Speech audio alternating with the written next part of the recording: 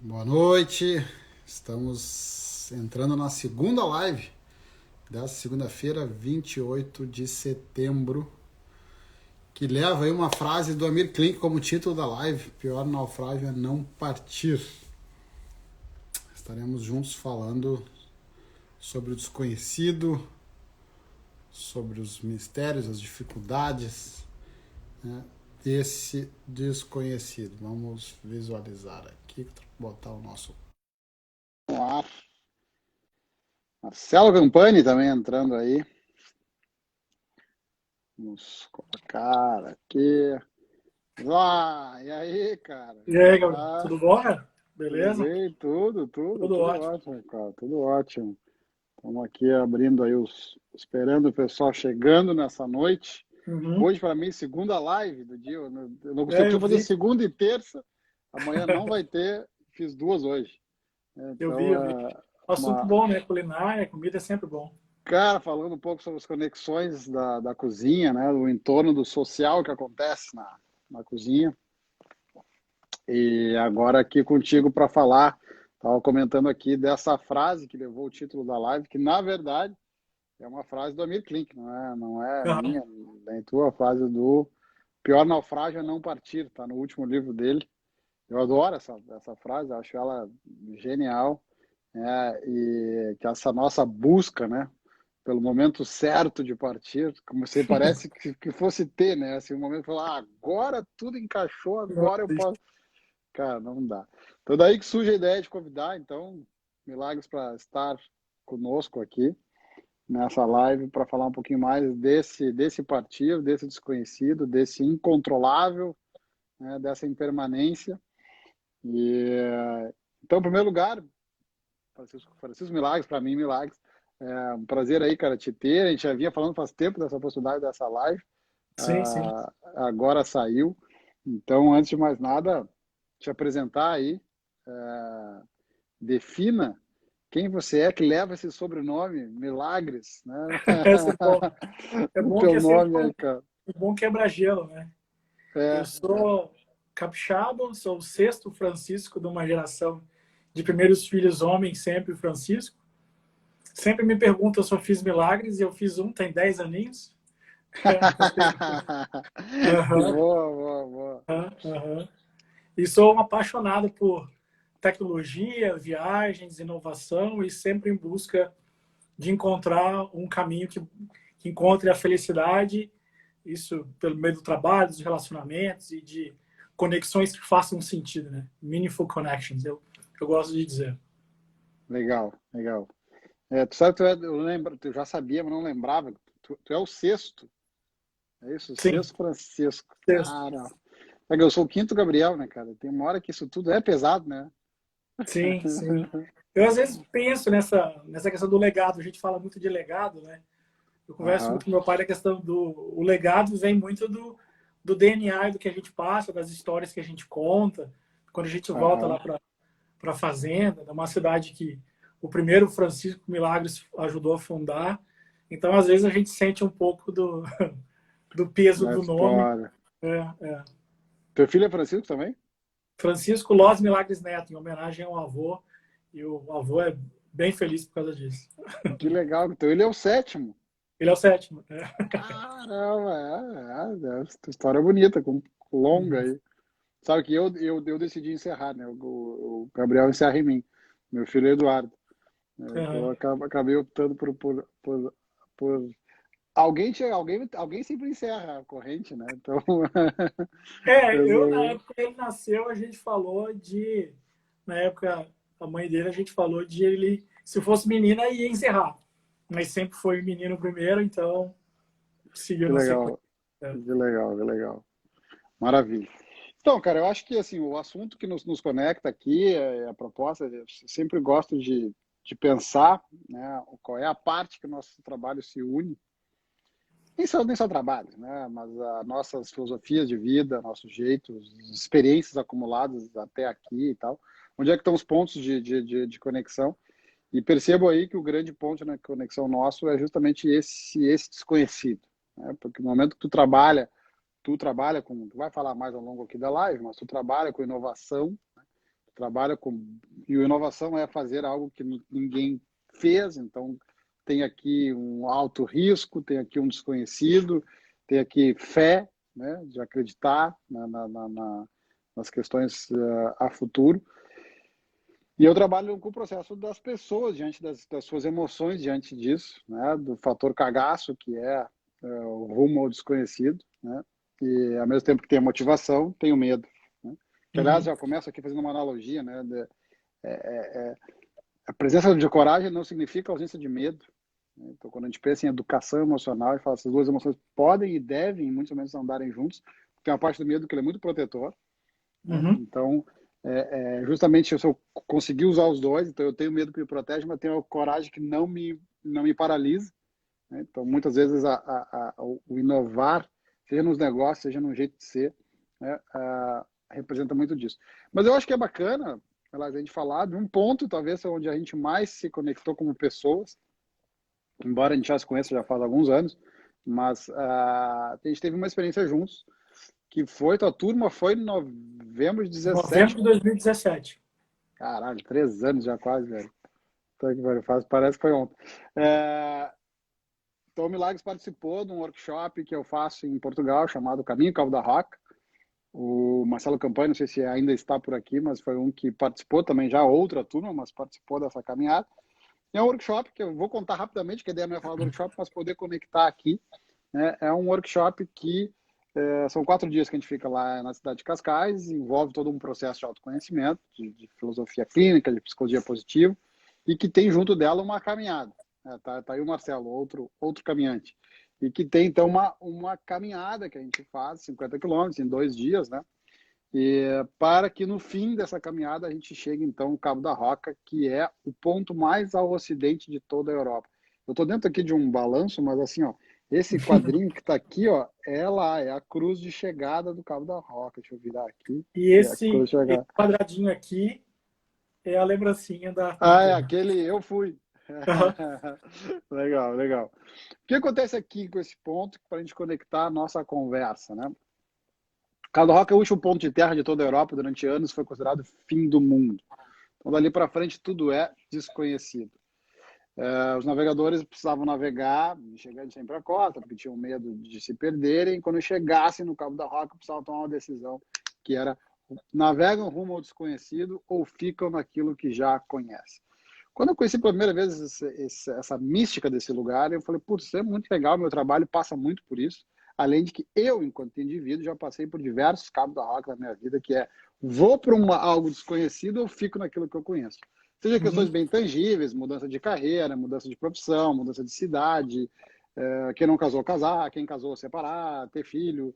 São assuntos que nos levam para um cabo da roca. Eu falo, cara, não sei o que vai acontecer, mas eu vou encarar essa nova fase. Mas tem uma coisa que eu acho bem interessante, para já sair um pouquinho do workshop. Então, a partir disso, eu escrevi num livro, acabou sendo um capítulo muito lido, e as pessoas começaram a escrever, falar para mim, eu li teu livro e fui ao Cabo da Roca por causa do livro. Se tem uma galera brasileira lendo o livro, indo ao Cabo da Roca porque leu o livro, nada mais justo que eu comece a levar essas pessoas. Então, em 2016 foi a primeira turma, não, 2017 foi a primeira turma, abril de 2017 foi a primeira turma do Cabo da Roca, então, esse workshop de autoconhecimento que a gente faz lá. Mas tem um ponto interessante, inclusive é desta foto que está aqui, então, porque a gente parte a caminhada de um local lá em Lisboa, chamado Padrão dos Descobrimentos, que fica do lado da Torre de Belém, que antigamente era um porto, hoje é um calçadão, na época era um porto, da onde partiam todos os navegadores, então, rumo ao Cabo da Roca, para depois, a partir daí, o oceano todo de desconhecidos. Lá existe esse padrão, é um monumento. São 27 navegadores que saíram dali, descobriram alguma coisa, e nós conhecemos vários deles, Pedro Cabral, Salvador Colombo, Fernando Magalhães e tal, enfim. Só que nessa foto aqui, deixa eu ver se eu consigo virar um pouquinho, dá para perceber que tem uma cruz lá na ponta. Essa cruz aqui, ela marca mais de 300 navegadores que a gente não sabe o nome. Navegadores que saíram e passaram pelo Cabo da Roca e nunca mais voltaram. Né? Onde o que movia esses caras era a fé. Né? O que movia esses caras era acreditar que havia algo, tinham sinais, tinha um estudo. E o que movia esses caras era a própria navegação. Né? Ou seja, o navegar é preciso. Né? Ou seja, o caminho se faz ao caminhar. E aí várias frases já ditas há muitos e muitos anos. Esses caras, o prazer tá nisso. Né? Se encontrar e chegar e descobrir novos continentes, melhor, óbvio. Mas o que motivava esses caras era ir para esse desconhecido. Vê bem, a gente quando chega lá no Cabo da Roca, a gente olha assim, fala, nessa direção está o Brasil. Fala, os caras saíram daqui na escuridão total e não sabiam se ia voltar vivo. E a gente volta para nossas vidas diante de alguma coisa de Cabo da Roca, né? Algo desconhecido para nós, e a gente fica cagado de medo que vai dar errado, quando na verdade a gente não pô, olha o que eram os caras. Então eu dei esse resumão aqui para falar de um ponto que nós vivemos juntos. Então, nossos 4 dias lá é um workshop que a gente chora, ri, questiona, pensa, muda, interage, enfim. E isso, para mim, é um ponto de conexão, como eu falei, pelo fato de tu ser um cara que trabalha muito com inovação, né? Com investimentos de alto risco em áreas que não temos a certeza se vai dar certo. Então, cara, feita essa introdução, que é o ponto que nos une, queria lançar um primeiro debate aqui contigo, como que tu vê hoje, assim, vamos ver se tu concorda comigo. A gente tem muito discurso de inovação, porque eu acho que ficou assim, onde a gente abrir qualquer livro, qualquer site de gestão hoje vai falar de inovação, mas até onde a gente tem a cultura para inovação e até onde a gente tem permissão para inovação, que eu acho que essa é uma palavrinha bem importante. Então, queria te ouvir também pelo viés das empresas, como é que você está vendo essas cultura e permissão para o desconhecido?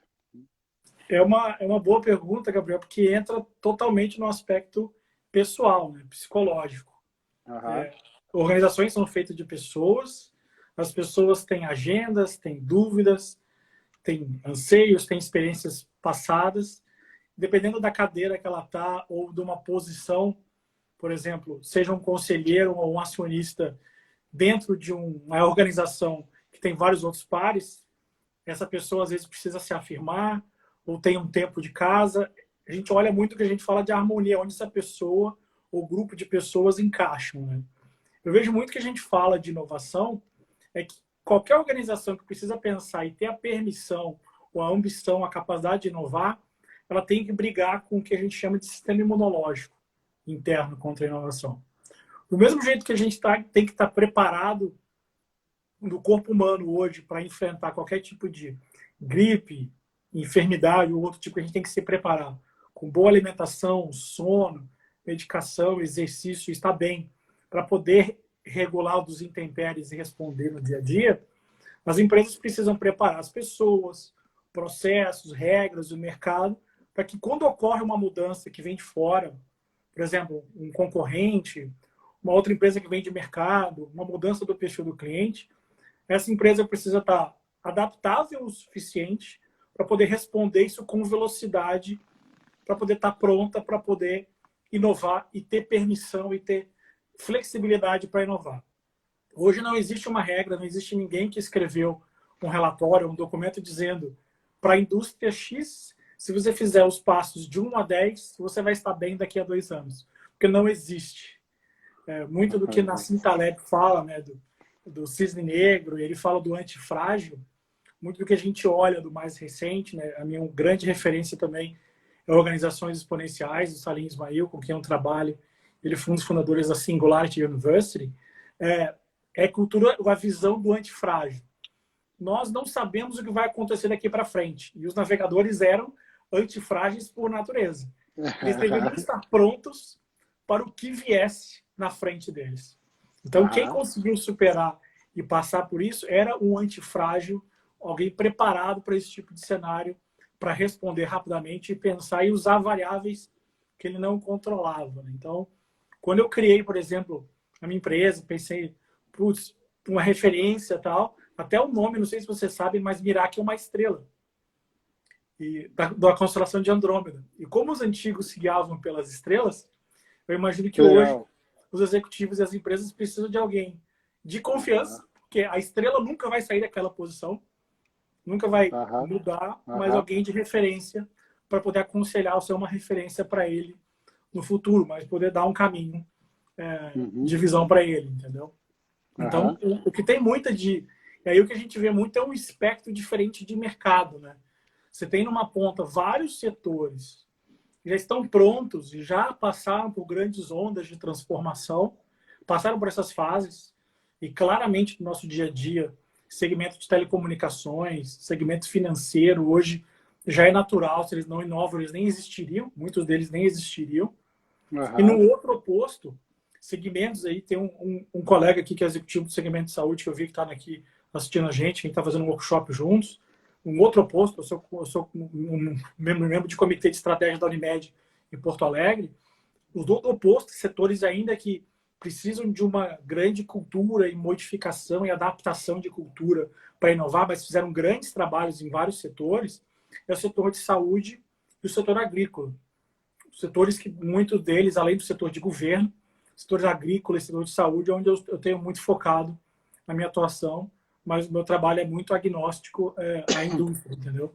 Mas hoje, grande parte do que eu vejo é setores que estão mais prontos e tem pessoas que já fizeram coisas tangíveis e resultados práticos, mas também a cultura, a harmonia de conselho, estrutura e pessoas que estejam prontas para poder aceitar a cultura do erro e reconhecer que isso faz parte de um processo de aprendizado. Pois é, porque eu quando vejo o cara lá sentado no meu escritório, tá?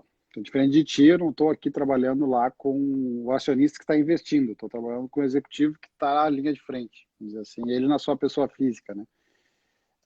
Muitas vezes eu escuto o cara dizer, mas eu não quero botar no meu currículo que deu errado. Determinado movimento, negócio, startup, spin-off, sei lá o nome que nós vamos dar para aquilo que foi feito, né, ao longo do processo. Por isso que me chama muito a atenção se a gente tem, de fato, essa permissão, né? Nós ainda fomos muito... A nossa geração ainda é muito baseada a não errar, né? Sim. E outra, né? Tem lugares que a gente não quer que inove, né? Eu sempre brinco, se eu tiver que fazer uma operação cardíaca, eu não quero que o médico inove, né? Eu quero que o médico faça o que ele sabe fazer, né? Setores que não podem, exatamente. Exato. Então, uma questão também não dá para entrar no modismo e entender que tem coisas que a gente tem que se manter aquilo em tempo, porque a margem de erro, nesse caso, é baixa ou até eventualmente precisa ser zero, né? Mas quando a gente pensa, cara, tu já teve aí processos, envolvido com vários processos de mudança organizacional, né? Já levou grupos de pessoas para imersões, inclusive no Vale do Silício e tal. Quando tu vê um indivíduo, cara, ou seja, tu vai lá, estudou, planejou, mediram MVP, mediu investimento, conversou com o acionista, fundo perdido, em tese está tudo ok, né? Mas aí entra a pessoa, e a pessoa o ser humano não é algo assim, né? Então, 1 mais 1 é 2. Como é que esse partir, né? Porque se a gente fizer uma analogia com o Cabo da Roca, tem uma galera que senta no Cabo da Roca, mas não parte, né? Até vi agora há pouco, entrou outro caminhante, o Augusto Bueno, que estava contigo, sim, inclusive na tua tour, hoje mora em Cascais, né? Com o mais maluco aí de tudo. Mas entrou o Douglas aqui, que tem outro caminhante também, então tá entrando os caminhantes do Cabo da Roca. A gente senta lá no Cabo da Roca, e às vezes tem que sentar mesmo, mas como é que a gente avança, né? Ou seja, aí entramos de novo na frase aqui do Amir Klink, né? Tem outra frase dele que eu gosto, que é: a viagem perfeita é o álibi para a gente nunca partir. Então, a gente fica lá sentadinho no Cabo da Roca, diz, não, falta ajustar mais isso, falta ajustar mais aquilo, não sei o quê, e a gente nunca parte.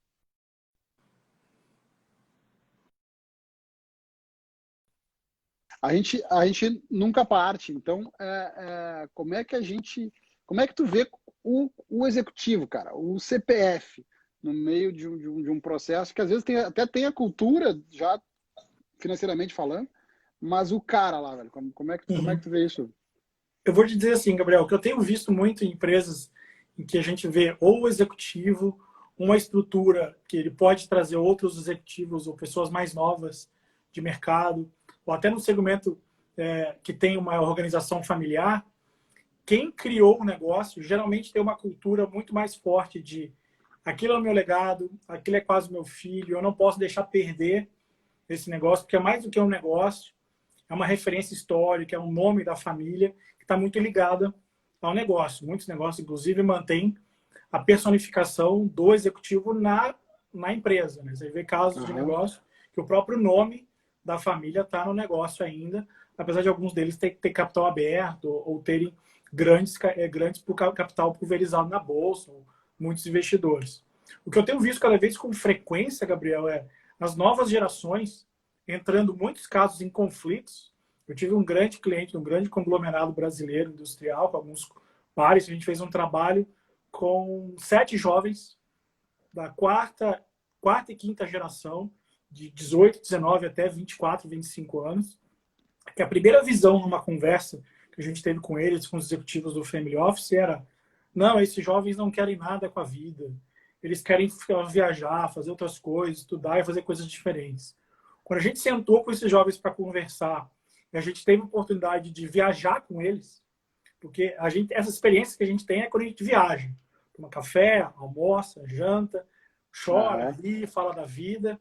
A nossa meta de também fazer sempre chorar no final de um workshop, mesmo falando de inovação, a gente sempre cumpre, a gente sempre tinha conseguido fazer bastante isso, é que a gente vê que esses jovens, a carreira para eles era muito mais fluida, como a gente vê hoje no dia a dia. A questão do aprendizado, do jovem descobrir o que ele quer fazer, não porque alguém vai dizer qual o caminho que ele vai seguir, mas ele vai experimentar o máximo de carreiras possíveis para depois escolher o que ele quer fazer naquele momento, porque aquilo muda, né? Eu hoje estou profissional de consultoria e inovação. Eu já fui e estive em várias carreiras diferentes. A gente senta hoje, fala com pessoas. Estive em cadeiras e chapéus, com chapéus diferentes. É curioso porque, às vezes, essa expressão, né, que a geração anterior costuma dizer para a geração... Eu também trabalho com sucessão familiar, por um outro viés, né? Inclusive, já atendemos clientes em comuns por perspectiva de trabalho diferente, né? Por busca de resultados diferentes. Mas, geralmente, quando a geração diz, né, essa geração não quer nada, na verdade, o que se traduz é: essa geração não quer o mesmo que você. Eu quero. É só isso. Significa que não tá alinhado no mesmo querer. Mas não e são momentos não querer diferentes. Nada, né? São momentos diferentes, são épocas diferentes. O mundo é completamente diferente. Eu já vi casos de pessoas e eu falei com ele assim, um grupo, uma família, para a gente conversar alguma coisa de vamos contratar alguém, vamos instituir, vamos buscar investidor. A gente precisa, não adianta, por mais que ele tenha uma agenda flexível, não, vamos viajar juntos. A gente viaja, a gente tem a oportunidade de sentar, vamos entender a cabeça dessa pessoa, como é que está a relação com os filhos, com os netos. Talvez um trabalho muito quase de psicólogo, né, que eu faço no dia a dia, entendendo a cabeça dessa pessoa, o que ele quer levar de legado, quais são as dores, o que ele já teve no passado, quais são as referências dos outros aspectos do dia a dia dele, para poder entender o quão aberto ele está ou não para a cultura do erro, para o legado. Porque tem executivos que, por exemplo, têm a capacidade ou a possibilidade de vender o negócio, garantir o sustento das próximas 2, 3 gerações, mas não vai fazer isso porque ele não quer sair de cima de um legado ou olhar um negócio num curto prazo sem deixar aquilo de fora, porque ele nem imagina fazendo outra coisa, né? Que é uma questão que muitas das pessoas a gente vê, enquanto os jovens gostariam já de estar nisso. Final de semana agora, por exemplo, eu falei com um colega que criou uma empresa e vendeu para um grande grupo. Ele tem que ficar 2 anos numa posição ali de transição, que chama de earnout ali como executivo. Ele já está pensando em outro negócio daqui a 2 anos. Sim. Eu já estou pensando em outro negócio que eu vou fazer, porque eu quero olhar outras coisas. Eu me lembro que isso foi muito clássico para mim, Gabriel. Quando você me fez o contato e eu fui fazer a viagem, você me fez o contato, a gente fazia tempo que não conversava, você mandou um áudio para mim. E aí eu me lembro que eu estava numa época de fazer o lançamento oficial da Singularity no Brasil. Eu me lembro que eu estava da HSM Expo. Eu tinha me associado, eu e mais 2 sócios e a HSM, para a gente lançar na primeira semana de novembro, que sempre foi o evento da HSM em novembro. Nosso workshop foi 1 semana antes. Exato, aí, eu lembro que saiu direto para lá, né? E aí ninguém acreditava que eu ia ficar 1 semana incomunicável com um evento para 1.800 pessoas para entregar. Eu falei, não, o que tiver que ter sido feito já foi feito, mas eu preciso desse tempo. E foi incrível, porque isso levou também a pensar o que vem depois, né? Quando a gente cria alguma coisa muito grande e com alguma coisa muito grande, muita gente dizendo não vai dar certo. Assim, eu tive mais gente dizendo que não vai dar certo do que a gente quer dar certo. Isso é normal. Aí quando acabou, as pessoas dizendo, não, eu falei que ia dar certo, tal, mas essa conta muda e a gente entende quem estava do seu lado e quem não estava. Né? Então a Sim, gente sim, sim. acabou vendo Tem isso aqui e foi um exercício bom. tem uma conexão aqui, né, eu vi só vi, tem uma pessoa que comentou aqui, Gi Sizak, comentou aqui que Fala, Chico. entrou na live e não sabia que o Gabriel era o cara do Caminho do Cabo da Roca, uma coincidência, enfim. Sou eu, Gi Sizak. Depois quem quiser me Amigo meu, manda ali. Gustavo. Legal, depois quem quiser manda inbox por fora ali, no direct que eu explico. Aí, a princípio é para ter em abril do ano que vem. Teria tido esse ano, abril e setembro.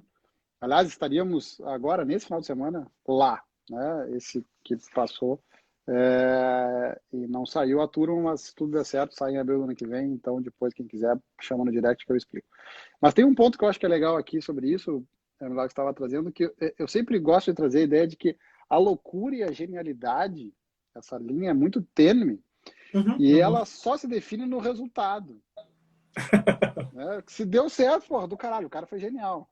Se deu errado, eu falei que essa ideia era uma loucura, era óbvio que não ia dar certo. E vale, não tô nem falando só para negócios. Tudo. O cara quer mudar de carreira, o cara quer mudar de vida, sei lá o quê. Né? Vai ter a turma que vai dizer isso é loucura, vai ter a turma que vai incentivar. A tendência é sempre ter mais gente contra, porque a mudança pressupõe risco. Então, tem pessoas que vão ser contra. E é sempre bom lembrar, quando as pessoas vêm nos aconselhar, elas estão dando conselhos falando de si mesmas. Sim, ela está usando a premissa dela, as variáveis dela. Dela. E que muita gente não é muito disponível ao risco. Né? E em segundo lugar, que eu também acho sempre bom lembrar aqui, da gente compartilhar com o pessoal, que é o fator inveja. Muita gente quer mudança, pouca gente quer mudar. Né? Então, ou seja, quando eu me deparo com alguém que está botando energia para fazer uma mudança, correr o risco, né? Por mais inconsciente que isso possa ser, mas deixa eu torcer que dê errado, porque assim eu não preciso lidar comigo, que já penso em fazer mudança há tantos anos e não consigo fazer, né? Eu me Agora, lembro, diga lá. eu ia comentar que para a gente, quando a gente fez o evento e a gente concluiu, até depois de um processo de venda para HSM, algumas coisas marcaram muito para a gente nesse processo de métrica e comemoração. Né? Uma delas foi conhecer o presidente honorário do conselho do grupo, que é o Dr. Osiris Silva, que para mim sempre foi uma referência, fundador da Embraer e um dos grandes líderes aí, talvez globais, que muitos de nós no Brasil não referenciamos. Mas uma das coisas, quando a gente falava lá dos números, né? O pessoal falava, não, muito faturamento, resultados. Né? O Pedro Chestates, que entrou aqui, participou. Tem uma história incrível no evento. Né? Ele conseguiu falar com um palestrante, porque ele descobriu o andar do palestrante e colocou o envelope embaixo da porta. Não sei se você sabe essa história. Foi incrível. Foi incrível a história do Pedro lá. E a gente teve várias histórias incríveis durante o evento. E quando acabou o evento, a nossa métrica de sucesso não era faturamento, NPS, resultado. A nossa métrica era quantas pessoas continuavam ouvindo a lista do Spotify porque estavam com saudade do evento. Quantas pessoas perderam o último voo para não perderem a última palestra. Quantas pessoas saíram chorando do evento. Então a gente tinha métricas completamente diferentes das métricas que importavam no segmento financeiro, entendeu? Que é uma visão completamente diferente, ok, o evento deu muito resultado, foi excepcional, mas ter essas métricas diferentes mostrava que fazia sentido o que a gente estava fazendo mais do que simplesmente o resultado financeiro, entendeu? Acho que esse é um ponto. Sim, porque como histórias para contar é essas que a gente vai contar, né? Sim. Entrou aqui também o JB, falando, outro amigo em comum. Seja bem-vindo aí. E o Pedro está aqui, achando graça aí que tu contou a história dele. Mas, cara, como é que é assim para ti? Deixa eu agora entrar um pouquinho no Francisco Milagres. Então, vamos falar um pouquinho de ti, assim. Tu foi um cara que, desde que eu te conheço, tu já mudou, não vou dizer completamente de área, mais ou menos sempre teve na mesma área, mas com projetos e com focos que mudaram ao longo desses, sei lá, 10 anos que eu te conheço. Talvez não tenha tudo isso, mas perto disso. Como é que é para ti, cara? Como é que tu lida? Tu que é um cara que ajuda tantos negócios a irem para os seus patamares de inovação, mas como é que é quando tu pega o espelho e fala, tá, agora sou eu que tenho que correr o risco aqui e inovar? Como é que tu enxerga isso, cara? Como é que foi? Como é que tem sido para ti enquanto caminhante, vamos dizer, caminhante da vida? Assim, tem dois fatores bem importantes que eu coloco sempre numa mesa, Gabriel, para tomar uma decisão de quais os caminhos que eu vou tomar. O primeiro deles é alguma coisa que eu quero continuar fazendo todos os dias, indefinidamente, eu acho que é importante. Então, trabalhar com pessoas, com negócios das mais diversas áreas, ajudando esses negócios, as pessoas a transformarem. Então, envolve tecnologia, envolve inovação, envolve cultura, envolve formação, já envolveu eventos, envolve investimento. Como que a pessoa Aham. escolhe o investimento, investe em uma startup, como que esse empreendedor toma decisões de risco que talvez vão mudar a vida dele nos próximos 2, 3 anos. E para mim, Uhum. muito mais do que dinheiro, é a minha liberdade. Uma das coisas que eu sempre busquei muito é, se eu tivesse, por exemplo, fazendo o que eu faço, dentro de uma organização tradicional, altamente hierarquizada, como eu já trabalhei em banco, em empresa de grande consultoria, eu poderia estar fazendo isso talvez ganhando muito mais, mas com um preço, com um ativo que eu não negocio, que é a minha liberdade e o meu tempo. Coisas Legal. que eu gosto, por exemplo, hoje eu moro em Porto Alegre, e a razão principal de eu ter continuado a morar em Porto Alegre, inclusive de eu ter voltado de Florianópolis, poucas pessoas acreditam que eu fui morar 2 anos em Florianópolis e eu voltei a morar em Porto Alegre, é para Eu lembro, poder, tá por aí tua exemplo, volta. você lembra, né? Poucas pessoas acreditam que eu fiz isso para poder, por exemplo, acabar uma reunião como essa aqui, um bate-papo como esse, e poder, por exemplo, ir pegar meu filho para a gente ir jantar. O meu filho está aqui do lado para a gente jantar. E em Aham. Florianópolis, em outro local do mundo, eu não poderia fazer isso. Eu tive oportunidades e faço projetos que eu viajo bastante. Tem pessoas que sempre souberam, né, da minha flexibilidade e vontade de viajar. Inclusive, um negócio que eu tive que psicologicamente cortar da minha vida em fevereiro era sempre estar achando que eu tinha que somar muito mais milhas de viagem ano após ano. Eu sempre, dia 31 de dezembro, fazia isso. Né? Eu tenho um aplicativo que soma as Aham. milhas e eu via continuamente reduzindo e não aumentando. Né? Eu tive ano de viajar quase 200 mil quilômetros. E no Aham. começo do ano, em 45 dias, eu viajei 48 mil quilômetros. Uma volta na Terra. Não faz sentido uma vida como essa, pelo nível de qualidade de vida e pelo nível de estresse. Então, o Eu mundo dá um recado para gente. lembrei do filme aquele Sim, do cara que viaja.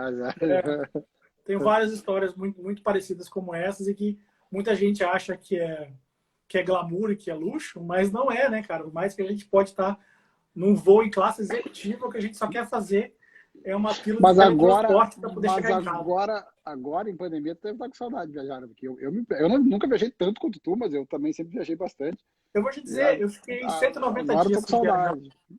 Eu Sim, eu contei, vi o post, tu foi há pouco tempo que tu viajou, né? Uhum. fiquei 190 dias sem viajar, fui encontrar meu pai, minha tia, alguns familiares na Bahia. Então, 190 dias. Mas foi um negócio que não deu um déjà vu grande assim. Aham. Mas, por exemplo, o Juliano é um dos caras que eu aprendo muito e conversei com ele nesses dias assim, um cara que passou grandes desafios nos últimos momentos aí. E são pessoas com quem a gente se conecta nesse momento, né? Então, É. viajar tanto talvez não faça muito sentido. Cara, A Harmônia fala bem, eu sou praticamente um nômade mesmo, eu já morei em é, vários locais. e, cara, eu acho assim, eu sou um cara que continuo gostando de dinheiro, não faço nenhuma apologia a dinheiro. Acho que dinheiro traz um monte de coisa bacana. Mas tu falou um ponto ali que, para mim, desde a minha mudança de carreira, foi em 2009, quando eu saí do mercado de marketing para trabalhar com o que eu trabalho hoje. E ali foi um período que parece que tem essa linha tênue, né? Ou a gente é mais capitalista e está voltado para o lucro e para a última linha, para a EBITDA, blá, blá, blá, blá, e quer enriquecer, quer acumular patrimônio. Ou então eu sou um xiita, que sou um cara que contempla o sol no alto da montanha e não dá bola para dinheiro. Como se não tivesse algum lugar mais intermediário disso tudo. Né? E para mim, sempre o que eu tracei como modelo para mim, e hoje, quando eu encontro clientes com dilema, eu falo que cada um encontra a sua fórmula. Né? Da mesma forma como tu falou nisso da live aqui, eu também não defendo nenhuma forma de felicidade, não trabalho com 5 passos para ser feliz, né? Forma de felicidade só garante felicidade para quem escreveu. né? Uhum. E olha lá, não garante para quem está lendo. Agora, é poder entender, cara, a que preço eu estou disposto a chegar naquele patamar financeiro. Uhum. Então, eu hoje sou um cara que não quero mais a qualquer preço. Eu tenho um limite. Eu sou um cara que tem um ritmo de trabalho menor do que a grande maioria dos meus amigos, em termos de carga horária, né? Fico com meu filho, faço meu exercício, cozinho, tem disco do até tarde. Eu sou um cara que tem um ritmo mais devagar do que o padrão dos executivos hoje, que são workaholics, porque eu optei por esse caminho. Mas também vi nos últimos 10 anos amigos meus terem uma condição financeira muito melhor que a minha, porque fizeram uma escolha. De novo, certo, errado não Total. existe, é o para cada um. O que eu compartilho e provoco os clientes, as pessoas a pensarem é quais são as tuas condições que tu quer impor para ganhar dinheiro. Pode até ser nenhuma. Eu estou disposto a qualquer coisa para ganhar dinheiro. Ok. Ou tu pode impor desde condições que são as mais tradicionais, que são coisas ligadas ao moral e ao ético. Não, eu quero desde que seja correto e tal. Mas eu vou além. Mas o que tu está disposto a renunciar? Né? Tu é um cara que viajou muito quando morou fora, eu lembro quando morou. Tem uma renúncia de abrir mão do tempo com o filho, né? De qualidade de vida, de atividade física, de hobby, de literatura, de sei lá o que cada um gosta, né? De dormir, que seja. Eu abro mão disso em nome de que quero ganhar dinheiro. O que cada um de nós está disposto a renunciar para ganhar dinheiro, ou para crescer na carreira, ou para virar grandes executivos, ou para fazer o seu negócio crescer? Não importa. Eu acho que aqui é um valor legal da gente compartilhar rumo a esse desconhecido. Uhum. Né? O desconhecido também não pode ser a qualquer preço. Né? Sim. Existe uma condição para esse desconhecido que eu me coloco disponível nessa condição. Né? Que nem sempre a gente vai estar com isso tão consciente, por isso que eu acho legal essa reflexão de todo tempo. Para mudar uma coisa, que esse era o ponto que eu queria trazer de conexão contigo, para mudar um pouco essa cultura que basicamente nós somos da mesma geração, mas basicamente nossos pais, não sei bem a idade de quem está aqui nos assistindo, mas os caras que hoje têm 60, 70, esses caras vêm de uma geração que era ainda pior com os pais deles, que é a cultura do esforço. Então, ou seja, tem que se fuder para poder ser merecedor de algum grau de sucesso. Então, o cara tem que trabalhar 15 horas por dia, o cara tem que ficar sem ver a família, o cara tem que dormir tarde, o cara tem que acordar cedo, o cara tem que almoçar voando, Uhum. porque isso é alguma garantia merecedora de um sucesso ali na frente. Quando a gente inverte essa lógica, a nossa geração é a primeira geração que começa a questionar isso, e eu defendo essa bandeira desde lá de 2009, Sim. né?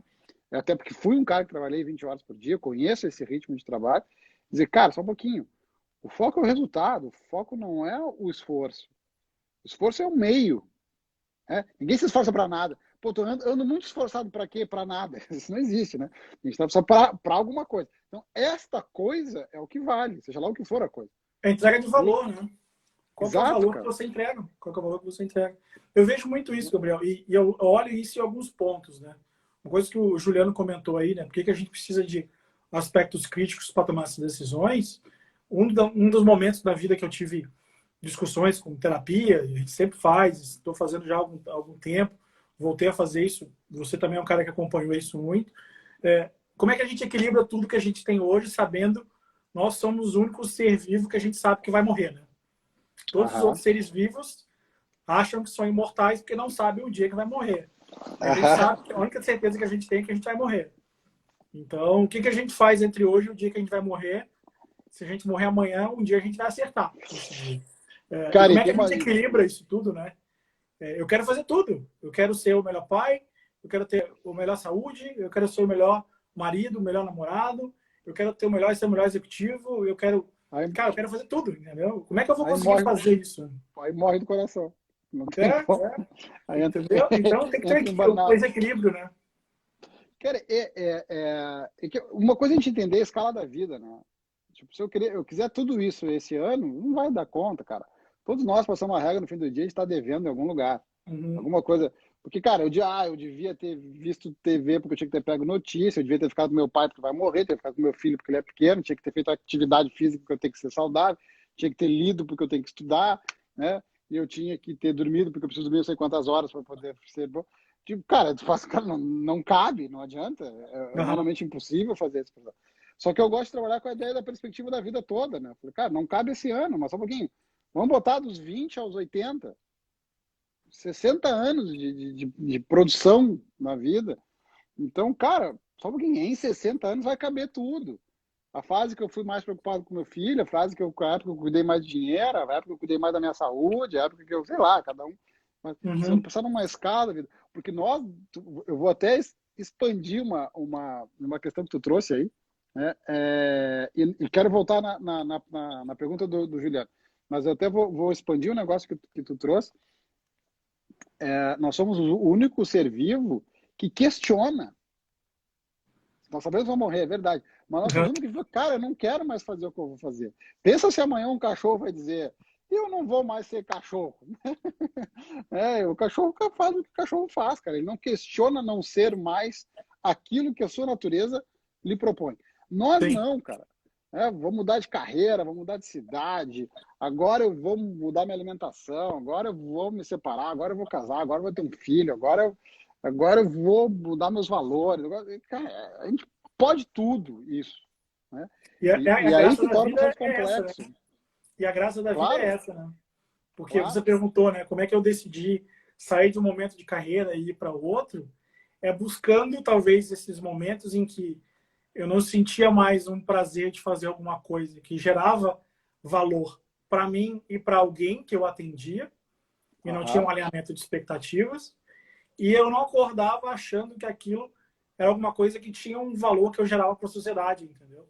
Ok, eu era bem pago para isso em algumas coisas, outras não tanto, e teve coisas que eu fiz de forma voluntária por alguns anos, até virar alguma coisa que gerasse, que fosse percebido como valor para alguém, entendeu?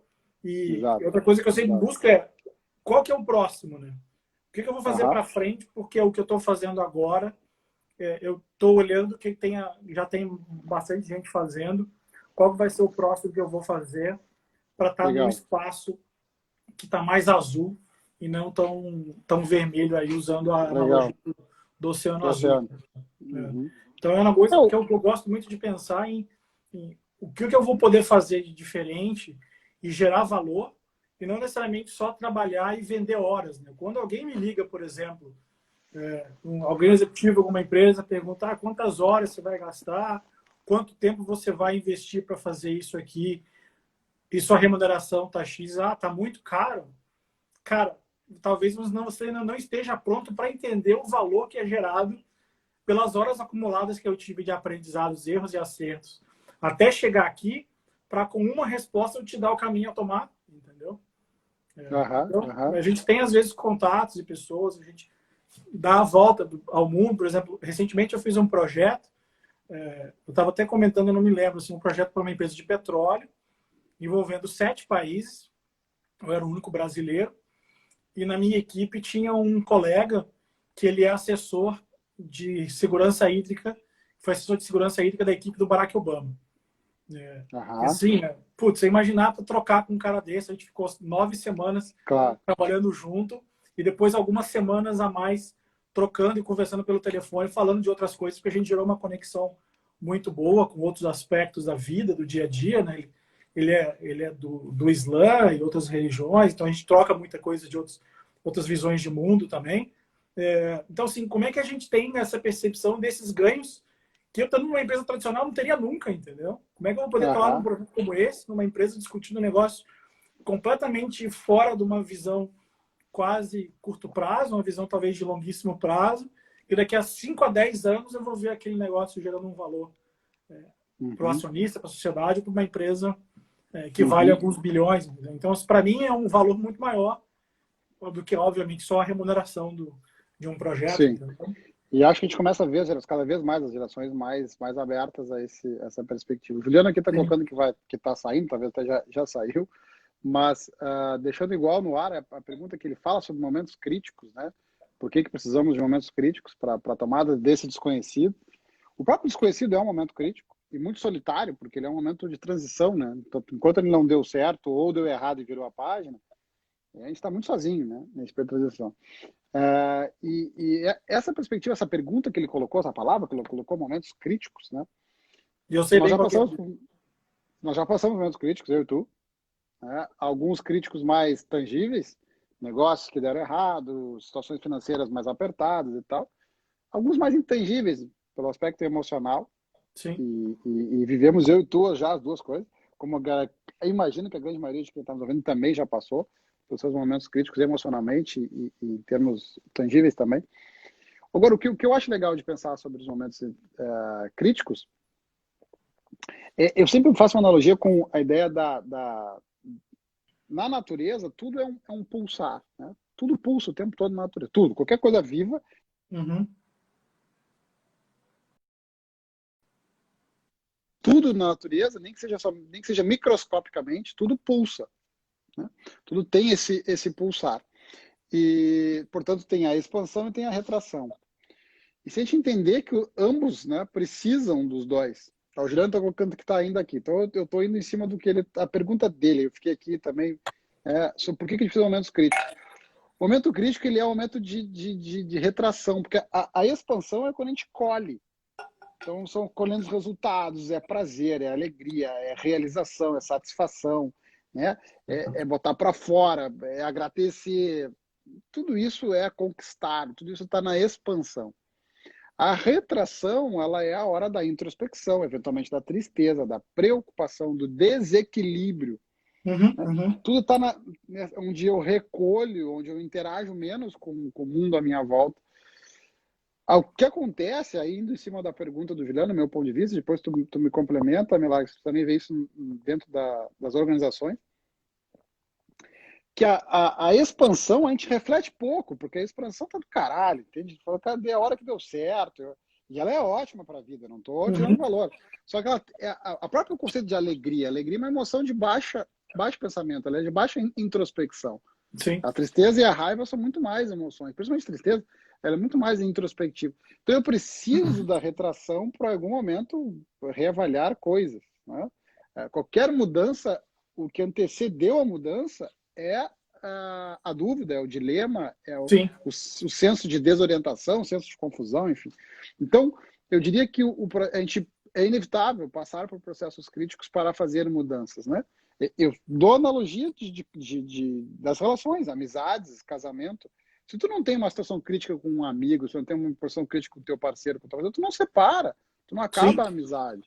Né? A busca por novos amigos ou um novo casamento é justamente porque viveu o seu pico, o alto e baixo, e nos processos de retração, de períodos críticos, refletiu a possibilidade de algo novo. Né? Você Faz aprende, sentido também essa mesma linha?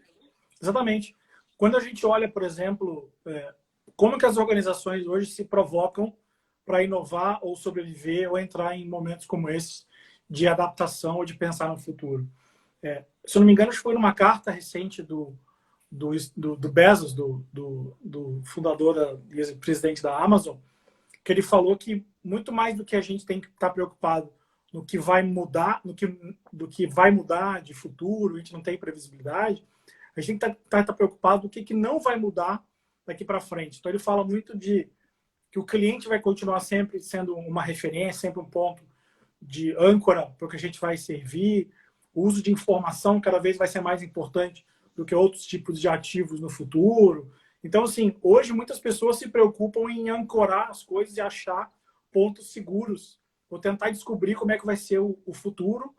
E muitas pessoas não tinham essa visão de médio e longo prazo. E quando as empresas entraram em momentos como esses, críticos como o nosso de pandemia, se as organizações não tinham, de certa forma, uma cultura, uma adaptação de estarem prontas para olhar para esse futuro ou responderem com velocidade, porque não existia um manual para lidar com o que a gente está vivendo, claramente as empresas conseguiram sobreviver e algumas passaram por essa onda. Obviamente que no Brasil a gente tem um desafio maior, né? Porque a gente tem um desafio sanitário, de saúde, econômico e político. Então a gente junta num cenário um pouco mais caótico nesse cenário. Mas quando a gente olha organizações hoje que têm a capacidade de olhar esses momentos e tomar essas decisões, eu vejo muitas organizações que às vezes estão num momento muito bom, estruturado, e alguém chega dentro de casa e fala assim, eu gosto muito de uma frase assim, está tranquilo ou está preocupado? E aí o executivo fala, está tranquilo, então eu estou preocupado.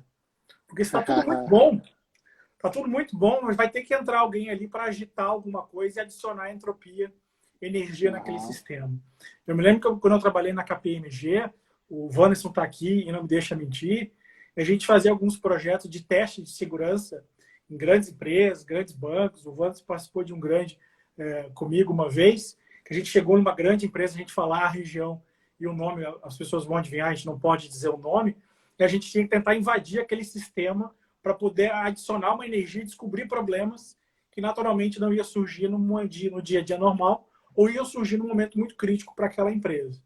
Então, quando a gente colocava aquela energia, aquele conhecimento, tudo concentrado num tempo só, a gente gerava aprendizados e preparava, gerava musculatura para aquela empresa, gerava um pouco de energia, era um estresse controlado, mas era uma saída que aquela empresa tinha para poder aprender com aquilo e corrigir os erros. Está muito na resposta que o Juliano comentou, na pergunta que o Juliano fez. Às vezes a gente tem que chegar no limite e ser testado, né? Talvez não conscientemente, mas aquilo vai chegar no limite, seja de saúde, seja de estresse, seja de quebra mental, de sanidade, ou seja, de perda de alguém para poder... Putz, estamos num mundo finito e a gente precisa tomar uma decisão, dar um passo para trás e olhar em perspectiva, né? E aí a gente fala de momentos, né, que a gente já fez isso. Eu olhando para a minha vida em referências, né? O Cabo da Roca, acho que eu comentei contigo, foi um segundo grande momento que eu tirei para tomar grandes decisões e refletir sobre a minha vida. O primeiro deles foi em 2013, quando eu fiquei 5 dias convivendo com monges no mosteiro zen budista no Espírito Santo. Acordava às 4h30, meditava, de jejum, meditava. Também já passei por essa experiência. Muito legal. Então, insano. Segundo dia acordava, o que eu estou fazendo aqui, né? E a outra... É o tipo de experiência que a gente começa odiando e termina amando, né? Tipo assim, por que eu vim pra cá? O que é que me indicou e tal? No final, fala, pá, como é que eu não fiz isso antes na minha vida? Eu lembro claramente isso. O segundo dia é o mais terrível, o segundo dia, porque o primeiro você está animado, né? Ah, vamos lá, tal. O segundo dia, o que eu estou fazendo aqui, né? Tipo, insano. E o outro momento, que ainda estou na fase de adaptação e de digestão, de decantar, eu passei quinta, sexta e sábado agora. Né? Uma jornada de imersão, reflexão e meditação que começou na quinta de manhã e acabou no sábado às 5 da manhã. Um dia, talvez, a gente reserve um tempo para poder falar só disso. Eu ainda estou digerindo isso. Então, é um momento que é importante a gente reservar e poucas pessoas sabem. O Juliano colocou aqui mais coisas aqui, né? Sobre no momento escrito, sobre metralhadora, derrubar nossas fichas que temam não cair. Primeiro que o Juliano entregou a idade, né? Porque ficha cair é uma coisa que vai explicar para nossos filhos. A gente vai explicar para nossos filhos o que é ficha cair, né? Mas usando a analogia dele aí. Então, é super clichê, é mega antigo, já a própria ideia, né? De que a crise é o momento de criar e tal. Eu acho que já se fala isso há tantas e tantas gerações, né? Mas a gente deveria lembrar isso quando a gente está no auge de uma crise, porque toda crise ela tem um sentido, ela vai gerar um sentido. Né? O próprio Steve Jobs tinha uma frase, né? Os pontos vão se ligar, tenha fé, só que os pontos só se ligam olhando para trás, eles não se ligam para frente. Né? Agora eu vejo que aquilo versus aquilo, que somado com aquilo me trouxe onde eu estou e tal, e maravilha. Mas o sentido da crise, e aí vale lembrar, inclusive esse que a gente está vivendo agora, essa pandemia, né? O sentido da crise ele só surge no final da crise. Quando a gente começa a entender o sentido, é porque a gente já está, ou a gente já terminou, a gente está muito perto do fim de uma crise. No auge, a gente não tem entendimento do sentido de uma crise. Né? Tu já viveu crise pessoal, eu já vivi, nós vivemos até em período próximos, inclusive, momentos ruins na nossa vida pessoal. E quando está lá com aquele senso de tô fudido, não adianta vir um cara motivacional e dizer, fique tranquilo que vai ter sentido. Faz, vai te fuder, porque eu tô aqui, né, chorando mal, deprimido, eu acordo mal, eu durmo mal. E não adianta alguém vir dizer, fique tranquilo que vai ter, por mais quem saiba. Porque no auge de um período crítico, a gente não, por mais que eu saiba, a gente não consegue viver a emoção que isso vai ter um sentido. Né? Quando ganha o sentido, ou seja, porque já passou a pior parte, então a gente... O problema é que a gente esquece isso até a próxima crise. Né? Então acho que daí e não é a questão de se vai acontecer, né? É quando vai acontecer. Porque da mesma forma que a vida a gente pensa no nível micro de célula, se a gente olhar em perspectiva, no nível macro econômico, são ciclos.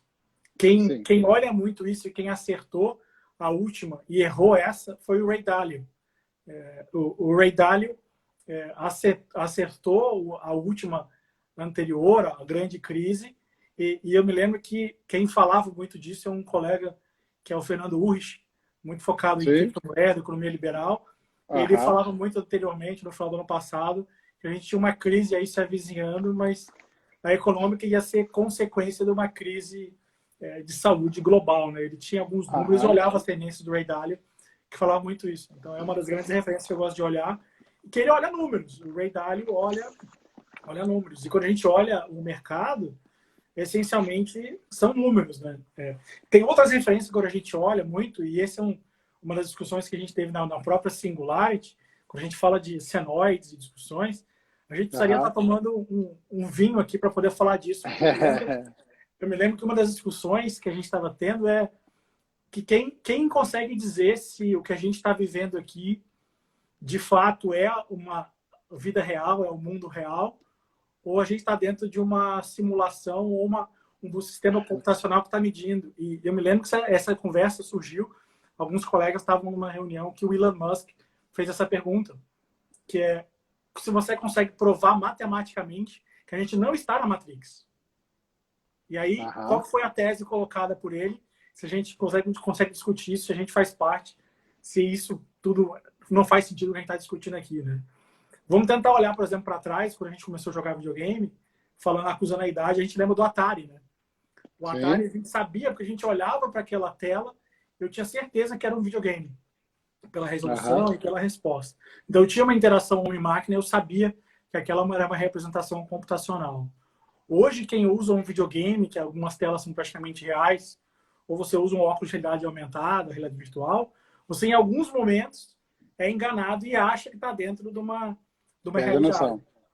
E você olhando a curva de tecnologia que vai subir exponencialmente daqui a alguns anos, você não vai ter capacidade de distanciar o que é real do que não é real.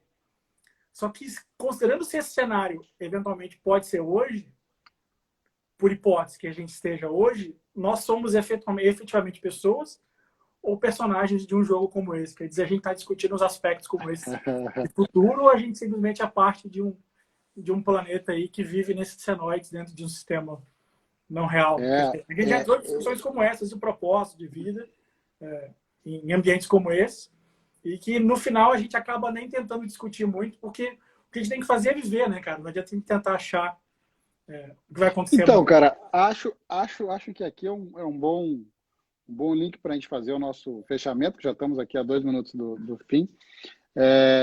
Esse papo com certeza caberia um vinho, que aliás foi o vinho que nos conectou. Né, a primeira vez. Então, eu acho esse papo fantástico. Tem um livro chamado Saindo da Matrix. Eu adoro esse livro. Esse livro é antigo e levanta esses pontos todos aí. Mas eu acho que para fechar a nossa live aqui, né, e voltar à frase então da Amir Klink, que deu o título à live, né, pior naufrágio é não partir, com uma frase com um conceito que tu acabou de usar, que é o conceito de a gente viver, né, cara? Eu acho que tem uma grande diferença. Eu tenho num dos meus livros, um livro que eu falo do Cabo da Roca, inclusive, no Ponto Ágil, eu tenho um capítulo inteiro que eu dedico a essa diferença entre viver e sobreviver, né? E existe uma grandíssima. Todos nós, em algum momento, estamos sobrevivendo, todos nós estamos vivendo. Isso não há quem faça somente um. Mas a gente pode olhar para a minha vida e dizer qual é o que predomina mais, um ato de sobrevivência ou um ato de vivência, né? E o viver, para mim, tem muita conexão com o desconhecido, com aquilo que eu não controlo, com buscar o novo. Até porque é no desconhecido que a gente expande, né? No conhecido, no desconhecido eu usufruo um monte de coisa, mas crescimento é no desconhecido. Então, cara, assim, além de agradecer e um prazer a conversa contigo, te deixar assim, super minutinho final e dizer, cara, agora do teu coração, direto do Francisco Milagres, coração, esse que eu já vi brabo, que eu já vi triste, que eu já vi chorando, que eu já vi feliz, que eu já vi de várias formas, cara. Viver, cara, como é que tu olha para essa palavrinha tão complexa? Eu tiro de uma frase que eu vi, inclusive o Amir Klink, num documentário, e do Rubem Alves, no Eu Maior. Excelente documentário. E o Rubem Alves fala que a gente só está aqui fazendo o que a gente está fazendo hoje Porque tudo que a gente planejou deu errado. Porque se a Isso. gente tivesse planejado e executado o que a gente pensou lá na faculdade, lá na primeira namorada, lá na origem do dia a dia, o que os pais queriam que a gente fizesse, a gente não estaria aqui de forma Não, alguma, entendeu? Então, cara, vive e aprende com a vida e tenta entender que planejamento é uma parte importante, mas o resultado, o aprendizado, acho que é muito mais, é o que conta mais, que é o que dá o sabor para a vida, né? Sabe que uma vez perguntaram para o Rubem Alves, a gente ainda tem aqui 35, 40 segundos.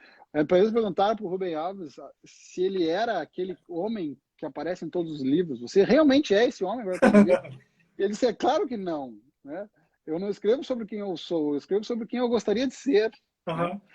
E eu achei genial aquilo, porque eventualmente alguém me pergunta, Gabriel, mas tu é esse cara todo, né? Às vezes eu recebo uma mensagem, tipo assim, li teu livro, tu é um ser iluminado, né? Eu falo, olha, minha ex-mulher não pensa isso. Não é bem assim a ideia. Né? Mas é sobre quem a gente busca ser, cara. Então, eu acho que, assim, cada um de nós define a sua forma de felicidade, cada um de nós define o seu conceito do que vai lhe fazer ter sentido a vida. Né? Mas seja lá aquilo que cada um de nós definiu, cara, ir atrás, eu acho que esse é o princípio do viver, né, cara? Então, encarando todo o fator cagaço, bota a fralda e vai, assume o medo, né? E vai atrás. E busca a felicidade. Isso aí, cara. Show de bola, Então, tá contigo. Prazer foi meu, cara. Caminhante aí Ó, te aguardo para caminhar no fim do mundo, hein? Porque existe agora a caminhada no Ushuaia. Vou sim. Para concluir, né? Para concluir, exatamente, tá, cara? Então a gente vai fazer Ushuaia aí, vamos ver se também contar contigo. E agradeço a todos os amigos, conhecidos ou não conhecidos. Quem não me conhecia, me segue aí para a gente ter o papo. Quem não conhecia o Milagres, segue Milagres. E a gente, dessa forma, a gente segue conectados, ampliando essa troca toda aí. Então, valeu, agradeço a todo mundo que está aqui dando comentários e elogiando. Maravilha, espero ter deixado uma semente. Milagres? Legal. Obrigado mais uma vez. Bom te ver, cara. Valeu. Boa noite, pessoal. Valeu. Boa noite, até mais. Tchau, tchau.